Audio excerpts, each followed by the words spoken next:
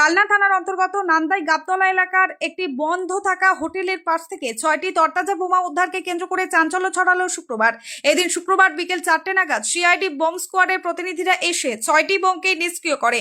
কি উদ্দেশ্যে ওই এলাকায় বম রাখা ছিল, কেই বা বস্তার মধ্যে ওখানে বম রেখেছিল, তদন্ত শুরু করেছে কালনা থানার পুলিশ। স্থানীয় সূত্রে জানা গিয়েছে গতকাল রাতেই ওই এলাকায় বোমটি দেখা গিয়েছিল। এদিন শুক্রবার বিকেলে ওই এলাকাতেই একটি ধান জমির পাশে বোমটি নিষ্ক্রিয় করা হয়। সৈয়দ জাফরের রিপোর্ট, সুন্দর বাংলা নিউজ।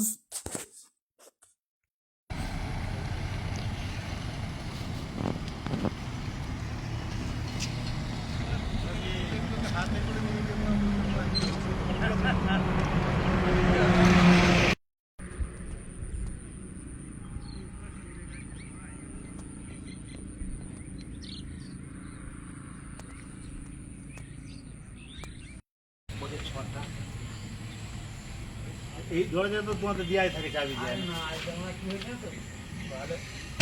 দেখো সেটা গেছে যদিও